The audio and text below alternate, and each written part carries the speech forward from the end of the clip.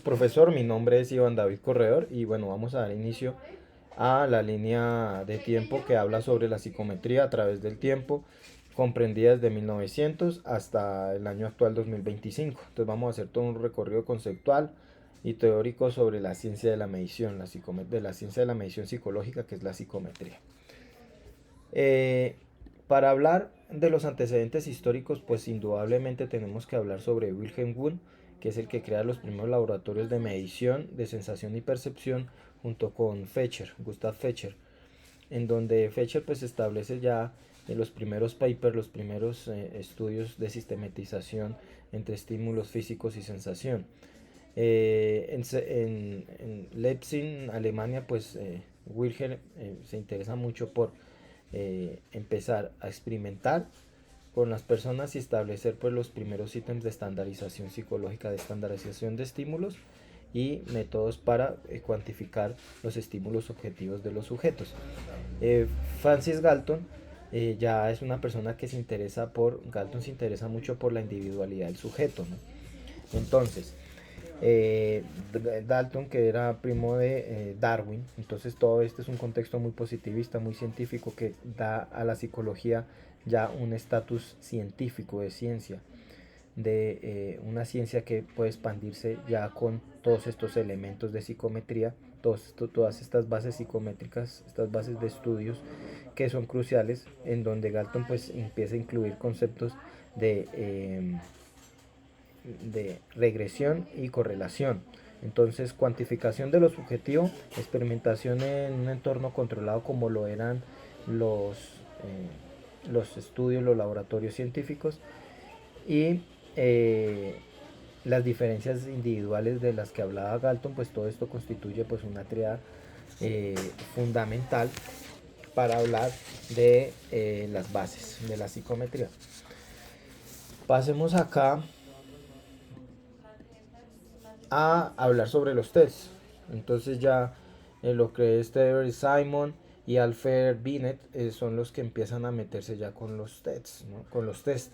Entonces ellos fueron muy patrocinados por eh, una entidad allá en Francia, educativa, que les permitió ser inmersos en todo este tema de educación y empezar a evaluar el coeficiente intelectual. Bueno, todo coeficiente intelectual no estaba el término, pero sí para evaluar la inteligencia y algunos estudiantes que tenían pues dificultad para necesidades específicas del estudio. Entonces introdujeron el término de edad mental y fue revolucionario porque ofreció una medición estandarizada con propósito social. Ya Charles en 1904 empieza a establecer lo que es el factor G, inteligencia en general, que esto quiere decir que nosotros tenemos habilidades cognitivas que las compartimos subyacentemente, compartimos habilidades en común. En 1916, pues Lewis Terman en Stanford, pues ya es el que ahí sí propone el término de coeficiente intelectual o coeficiente o cociente intelectual. Entonces, esta imagen que está por acá es más o menos eran como se hacían los test en la época. No pretendo medir la inteligencia, sino identificar niños que necesitan ayudar. Entonces, todo esto fue un tema social que empezaron a patrocinar muchas entidades y le interesó mucho a la sociedad francesa en la época. Por aquí hay algo también muy importante que es la consolidación teórica ya de la psicometría como ciencia, ¿no? Porque ya Sperman es una de las figuras que empieza a introducir ya ecuaciones muy importantes. Puntuación igual a verdad más error. Entonces ya, ya nos empieza a hablar de propiedades dependientes de la muestra. En análisis multifactorial o factorial múltiple de Thurston nos empieza a hablar de ya de las habilidades mentales primarias, en donde pues él identifica eh, ya varias inteligencias, es que todo como siete aptitudes primarias, y empieza a hacer todo un análisis múltiple identificando pues cada una de estas aptitudes en los individuos. Su innovación metodológica pues permitió la rotación oblicua de factores, reconociendo que las habilidades cognitivas pues se pueden correlacionar entre sí.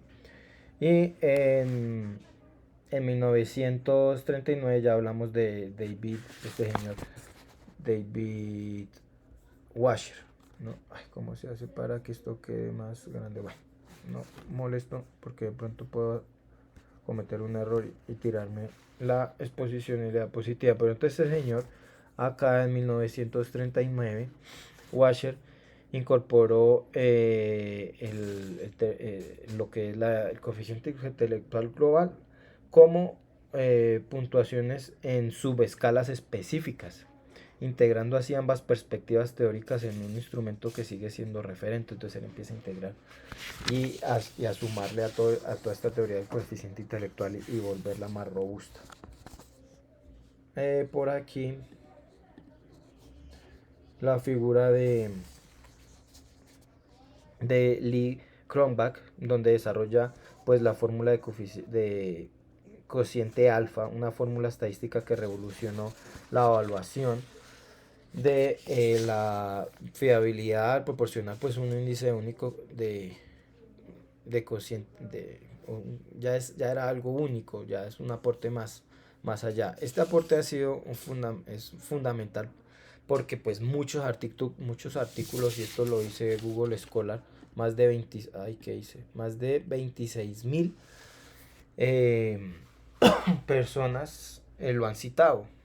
Entonces esta es una de las fórmulas en donde pues aquí vemos, mira, alfa, cada una de estas tiene pues su número de ítems, varianza, todo eso es muy importante. Y pues según Google Scholar, más de 26.000 citas en el año 2016 según Google Scholar, convirtiéndolo en uno de los trabajos pues más influyentes en la psicología. Bueno, carreta.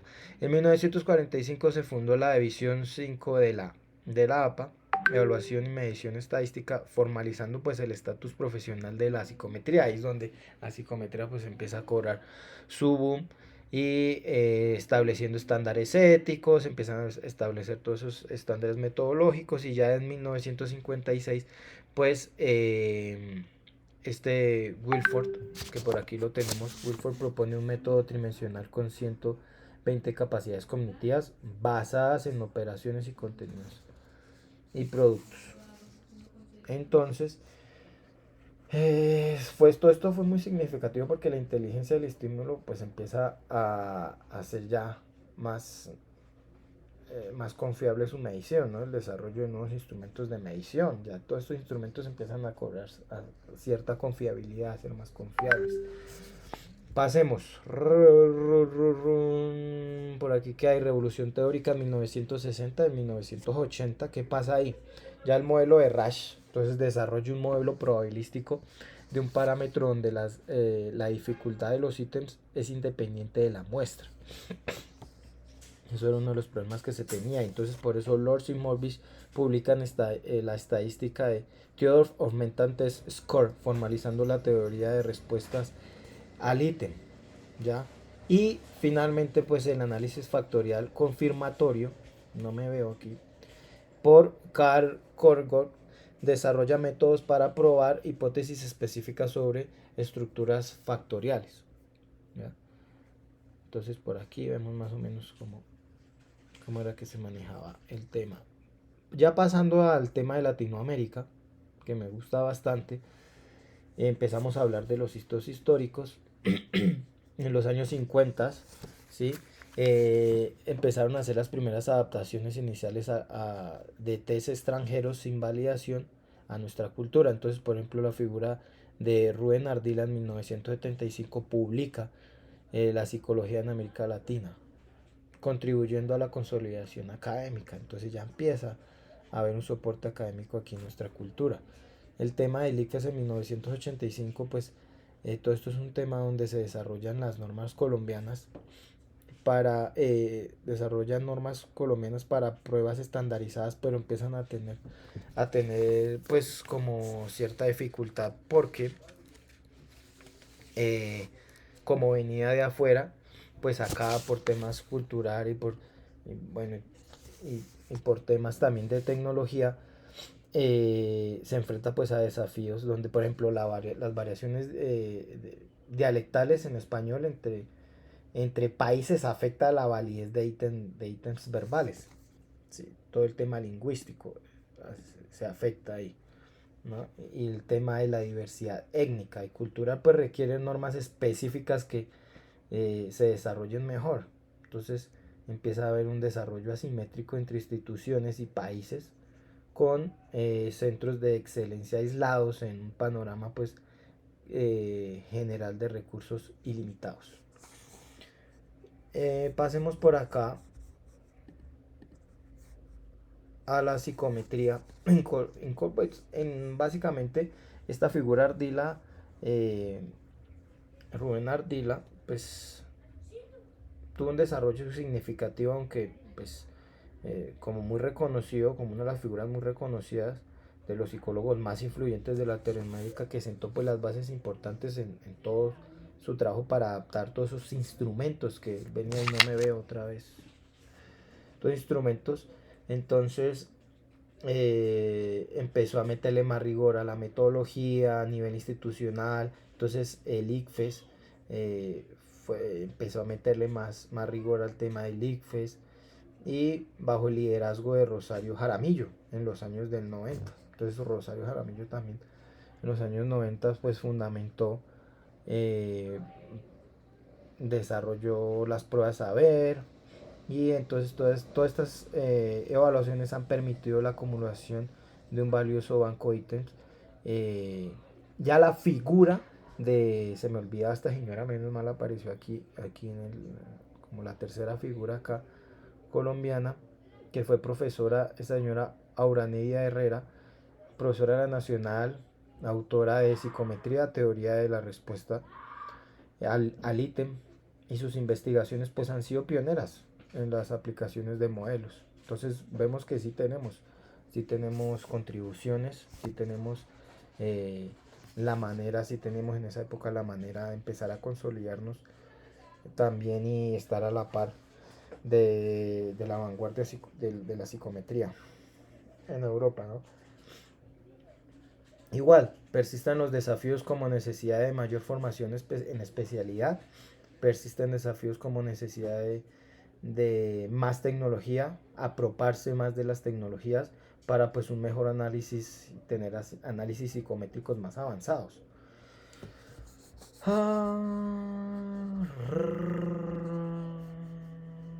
Y para no aburrirlo, profe, ya, entonces una de las preguntas que su merced nos ponía sobre la era computacional en 1930, en el año 2000, pues este periodo es revolucionario en la computación de la psicometría, ya que se transforma radicalmente las posibilidades prácticas de la disciplina. En 1980, por ejemplo, Frederick Lord formalizó la metodología de los test adaptativos computarizados, CAT, que seleccionan dinámicamente los ítems más informativos para cada examinado basándose en sus respuestas previas. Esta innovación permitía obtener mediciones precisas utilizando hasta el 50% menos de ítems que los test convencionales, reduciendo el tiempo de aplicación y aumentando la motivación de los participantes al presentar ítems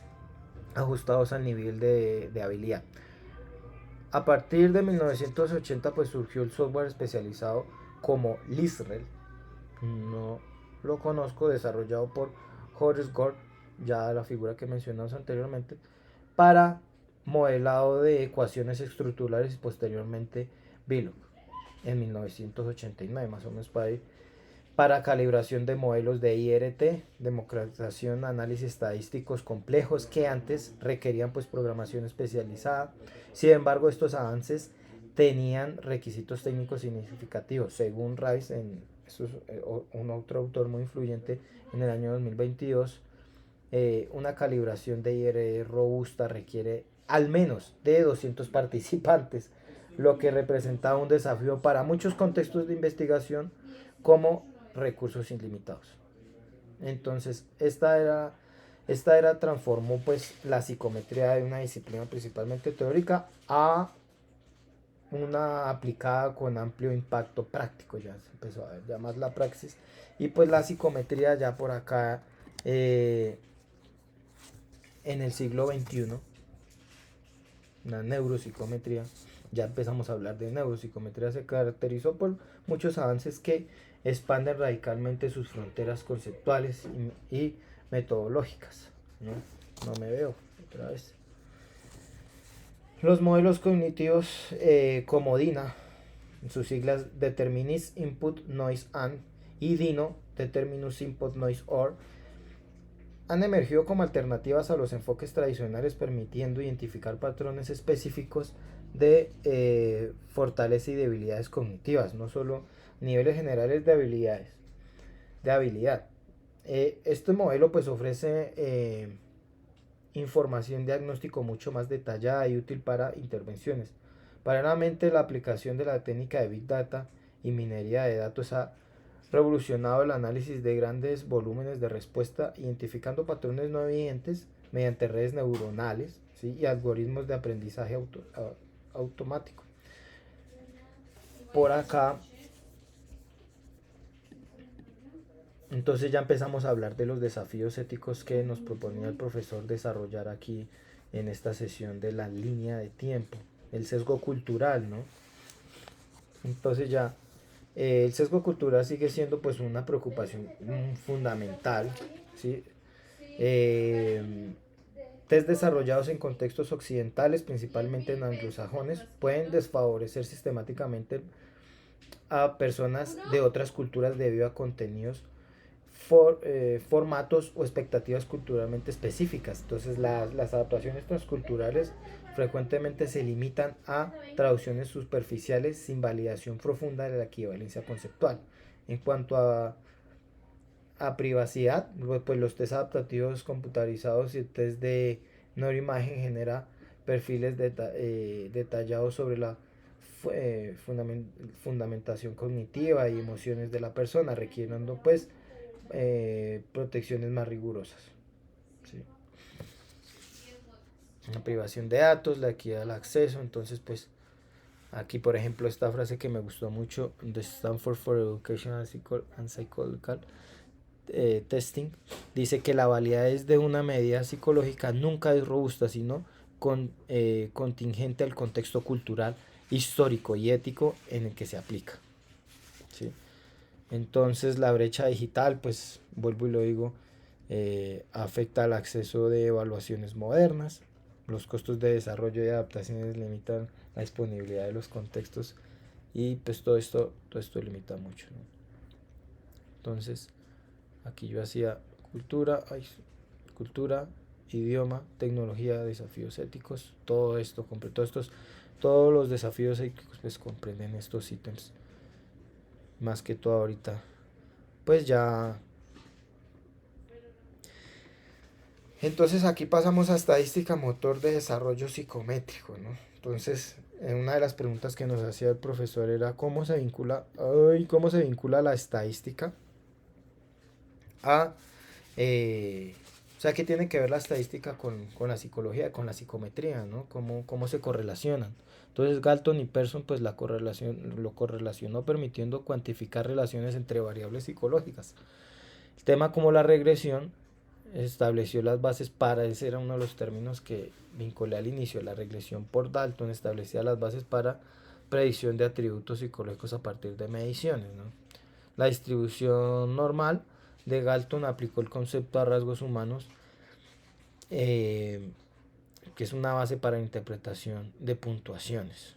Los métodos multivariados del análisis factorial de Sperner-Matuster pues permitió identificar estructuras latentes en los datos psicométricos, ecuaciones estructurales de Horengog, ya es un término alemán que no se pronuncia muy bien, pero espero se pronuncie así, que pues fundó la integración de análisis factorial con modelado causal. Modelos de probabilísticos de Rasch, la fórmula esa que el señor que Google Scholar nos dijo que lo citaban mucho. Todo esto revoluciona la medición, ¿no? La relevancia contemporánea, ¿no? Hablar ya las aplicaciones pues de de la distribución normal a rasgos humanos, pues revoluciona la interpretación de puntuaciones y las ecuaciones estructurales desarrolladas por todos estos señores, pues forjaron como el progreso a la expansión de la medición, ¿no? Entonces la innovación recíproca, por ejemplo, es uno de los conceptos que en psicometría ha estimulado avances estadísticos. La inferencia casual, pues las técnicas estadísticas modernas permiten modelar relaciones complejas entre constructos psicológicos, y el machine learning, que son los algoritmos de aprendizaje automático, transforman las calificación y predicción en psicometría moderna. Entonces todo este machine learning ya pertenece ya más a lo moderno y a lo actual, ¿no? Charles Sperman, pues fundador de la teoría clásica, ¿cuáles son sus contribuciones más fundamentales? Ya lo hemos venido hablando. La teoría bifactorial, ¿sí? Con su fórmula x igual a t y e, que establece que cualquier puntuación observable, o sea x, es la suma de la puntuación verdadera t y error de medida aleatorio e. Aparentemente esta simple ecuación pues ha sido el pilar conceptual de la psicometría durante más de un siglo, generando todo un conjunto de principios para evaluar la calidad de los instrumentos psicológicos. Sperman también desarrolló la correlación por atenuación, una técnica estadística que permite estimar la correlación verdadera entre la variedad, corrigiendo el efecto atenuante de la baja fiabilidad. Entonces, de la baja fiabilidad. Entonces, aquí están sus fórmulas, todo esto, la ecuación, todo esto es fundamental en este señor, ¿sí? Y que desarrolle un marco para la interpretación de puntuaciones psicométricas, ¿no? Sentó las bases para la aplicación de práctica de pruebas psicométricas. Correlación a atenuación, mire, esta es la que estaba hablando.